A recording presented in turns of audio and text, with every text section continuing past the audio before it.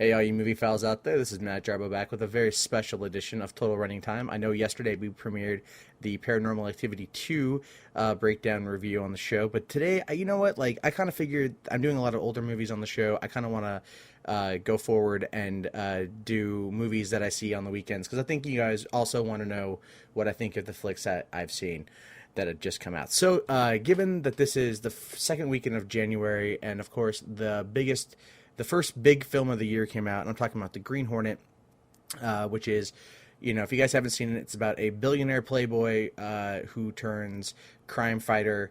No, it's not Batman. And no, it's not any of the other ones that we've seen over the course of the years. This is Green Hornet. This is like a take on an old 1940s serial that people liked. But this movie itself has gone through years and years and years of development hell. It's gone through several different directors, several different writers. But this particular version of it was written by Seth Rogen and Evan Goldberg, who also wrote Superbad, who I did a show for a couple weeks ago. And it was directed by Michel Gondry, who also did Eternal Sunshine of the Spotless Mind, and Be Kind, Rewind, and Science to Sleep, and has done a lot of music videos and everything like that. Funny thing about Michel Gondry was he was originally tapped to direct the film when it was in Universal's hands back in 1997. Of course, it all fell through. It then eventually went to Kevin Smith, Miramax. That fell through, and then it ended up in Sony's hands with Rogen and Goldberg is set to executive produce, and Rogen to star. So there we go. That's pretty much, what it is. And it came out January 14th in 3D, as well as 2D. It's got a running time of 119 minutes. Its budget was about 125 to 150 million, depending on who you talk to. And what reports you read. And yeah, so you guys don't want to hear all that stuff. You guys probably want to hear about the movie itself. If you guys are, remember, this will contain massive spoilers. So if you haven't seen the movie, wait till you see it, then come back. But I really recommend just paying attention and going through right now. So okay, let's get on with it. Its story goes as follows. Britt Reed is a 28-year-old son of widower James Reed, the wealthy publisher of the Los Angeles newspaper, The Daily Sentinel. Britt is a playboy slacker who only cares about having fun. This changes when James is found dead in his mansion from an allergic reaction to a bee sting. Britt returns home and fires the entire staff aside from his maid and Cato, a mechanic and skilled martial artist who fixed James's cars and made his coffee. Britt and Cato get drunk together, and upon agreeing that they both hated James, they visit the graveyard to cut off the head of the memorial statue of him on a whim. After they succeed, they see a couple being mugged, and they rescue them. In the process, they are mistaken by the police for criminals and chased through the streets. Cato, who is also a skilled driver, evades the police, and he and Britt return to the mansion. Britt convinces Cato that they should become crime fighters who pose as criminals in order to infiltrate real criminals and also prevent enemies from using innocents against them. Cato agrees and develops a car outfitted with several gadgets and weapons, which they call the Black Beauty. Britt plans to capture Benjamin Chudnovsky, a Russian mobster who is uniting the criminal families of Los Angeles under his command, and whom his father was trying to expose. To get Chudnovsky's attention, Britt uses the Daily Sentinel as a vehicle to push several articles about high-profile criminal the Green Hornet. Britt hires Lenore Case, who has a degree in criminology, as his assistant and researcher, and uses her unwitting advice to raise the Green Hornet's profile. Britt and Cato blow up several of Chudnovsky's meth labs, leaving calling cards so that Chudnovsky can contact them. Throughout all this, the Daily Sentinel managing editor Mike Axford fears that the single-minded coverage will endanger Britt's life. Meanwhile, District Attorney Frank Scanlon fears he is looking incompetent for not stopping the Green Hornet. Britt asks Lenore out, but she rebuffs him and instead invites Cato to dinner, making Britt jealous. He learns from her that mobsters often offer a peace summit to their rivals in order to get close enough to kill them, and tells Cato that Chudnovsky has offered them such a meeting. Cato tries to dissuade him, but Britt, feeling overshadowed by Cato, decides to follow his instincts. This nearly proves fatal when Chudnovsky tries to kill them. Barely escaping to the mansion, Britt and Cato argue and fight. Britt fires both Cato and Lenore, for whom he believes are in a relationship. Later, Cato receives an email from Chudnovsky on the Hornet's email address from the business cards, offering $1 million and half of Los Angeles if he kills Britt. Meanwhile, Britt discovers Scanlon is corrupt, learning that he tried to bribe James into downplaying the level of crime in the city to help his career, and asks for Lenore's help in putting the pieces of the puzzle together. Scanlon invites Britt to meet in a club, where he reveals that he murdered Britt's father. Cato arrives, and instead of killing Britt, he attacks Chudnovsky's men, allowing him and Britt, whom Chudnovsky deduces is the real Green Hornet, to escape. They head to the Daily Sentinel, where Britt intends to upload a recording of Scanlon's confessions to the web, and belatedly discovers that he did not manage to record it. Chudnovsky and his men follow the duo to the building, where a firefight ensues. Cato ultimately kills Chudnovsky in self-defense and uses the remains of a nearly demolished second Black Beauty to run Scanlon out of the 10th floor window, killing him. A SWAT team appears and fires at the Green Hornet and Cato, who flee to Lenore's house. She learns their secret identities and, despite being furious, helps them hide from the police and tends to Britt's shoulder gunshot wound. The next morning, Britt promotes Axford to editor-in-chief and stages being shot in the shoulder by Cato, further establishing the Green Hornet as a threat, and allowing Britt to get treated by professionals in a hospital. Later, the two place the head of James's statue back where it belongs. Now, with Lenore to aid them, Britt and Cato vow to continue protecting the law by breaking it. ...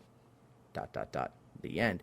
So this outline of it, of course, overlooks a number of issues. Like, let's say for a fact that, and this is just where I'm going to go into the movie here. At no point in time do they ever say that that the Green Hornet and Cato are looking for Chudnovsky, really, at all, ever. I didn't go through the cast. I'm sorry. The cast: Seth Rogen as Britt, Jay Chou as Cato, Christoph Waltz, Colonel Hans Laudner from *Inglourious Basterds*. He's playing Chudnovsky. Cameron Diaz as Lenore. James Franco has a great cameo appearance in the beginning of the film, and Edward James Olmos plays the Axford, the editor-in-chief, while Tom Wilkinson plays Britt's father, James. Wilkinson, I wish, was in the movie more because I love him as an actor. But yeah, it's kind of like the movie felt really sloppy, and I don't know if it was like the editing of it or the way the script came out, but it was kind of like, I know that Rogen, his brand of comedy goes more towards the like slacker stoner type of comedy. So when he and Goldberg were brought on to write and produce the film, he had said that he wanted it to be more of like a buddy action flick, like a Pineapple Express without all the swearing and the weed. But the thing is, though, it's like they become... he becomes the Green Hornet, and they go after criminals. They don't go after Chudnovsky. They aren't even. They're trying to get closer to the criminals, so they leave the cards everywhere. But they never explain that they're going after Chudnovsky. In fact, they didn't even know that Chudnovsky even really exists. And even his character, Chudnovsky, is so underplayed and underutilized. Like, I read some reviews and people were talking, or some comments, and people are saying that Christoph Waltz was fantastic in the role and that he was really funny. He wasn't, though. He played it very mild mannered and not even subtly enough to where it's entertaining. It's just, he's just there. He's like, oh, I'm Chudnovsky. You don't think I'm scary? Why am I scary? Now I'm going to kill you. Right? But then I'm not going to tell anyone about it. I'm just going to take over LA and run meth and run drugs and do all this stuff. And ultimately it wasn't even very entertaining. Like, he felt so underplayed. And maybe it's just me, maybe because this character came from the 40s and this character has never really felt like an overly violent character. Like Cato, they kill people. Cato shoots people, not all the time, but like in the ending, like he has Cato vision, which was awesome, by the way. And he kicks everyone's ass and he does all that shit. But it just kind of seemed like several scenes, put together. I'd say like the best fight scene in the whole movie was when Britt and Cato fight in the mansion, because Cato kicks the shit out of Britt. I mean, just like knocks him through windows and walls and shit. It's really funny, but it just felt like so many things are put together, and they never really said that they were. While they keep saying, okay, well, we'll pose as criminals, and we'll get closer to criminals, and then they won't know that it's us because we're gonna be those guys that they think they're gonna be bad. They make that claim, but at no point do they show themselves trying to get closer to the criminals. They go and they beat up criminals, so they do more vigilante work. They don't do more criminal work, so they don't become criminals. They just become vigilantes, which in itself is a crime, but they don't do anything that's illegal. Only the time that comes up is when Chudnovsky hires the Green Hornet to kill Britt. That's it. That's really about it. And like Cameron Diaz should not have been in this movie. She just was kind of like there, and she her character was okay, but just she should have quit like after some of the stuff that Britt said to her, like, because he treated her like crap the whole time. That's the thing, though, is I know that Seth Rogen's trying to play Britt Reed right? As like this, like, overbearing playboy type, kind of like how Christian Bale played Bruce Wayne in Batman Begins. At no point in time though do you care for his character. Do you care for him? Because he's just kind of like this frat boy that just got like all this money and he's trying to do something but he can't get past himself. And then he's like, oh man, she totally wants me, but I'm gonna call her like old and say 36 is old, and it didn't make any sense. So but ultimately, the film left me wanting. The action was fun. The 3D was pointless. I saw it in 3D at the midnight showing. I think probably the best part about it was the movie was like 30 minutes late, so I got free passes to go back and see another film, which is cool. But the Green Hornet is not one that's going to be, people are going to clamor for a sequel. Will it do well enough to warrant a sequel? Probably. Could the movie be handled by a better director? Yes. I don't care. I know people love Gondry, but Gondry's not a good mainstream director. He can't bring that artsy French personification to a mainstream movie. The movie would have been better handled by Kevin Smith, or someone who can handle that kind of action and that kind of comedy. I think Apatow would have probably handled the movie better based on what happened. I give Gondry credit for sticking to his guns, coming back, 13 years later, and everything. But really, the movie should have gone to someone else. And I think Sony will realize that after the opening numbers come out, because it's the movie's probably it's not gonna make back all the cash in theaters. It will probably do enough to warrant a sequel, but I don't think it's necessary. They didn't do enough to the characters to really make you want to see another movie. It wasn't like watching Iron Man, and Iron Man was a fun film because you had that that lash playboy type character that he's like, oh, I'm gonna like learn from my ways and I'm gonna become Iron Man.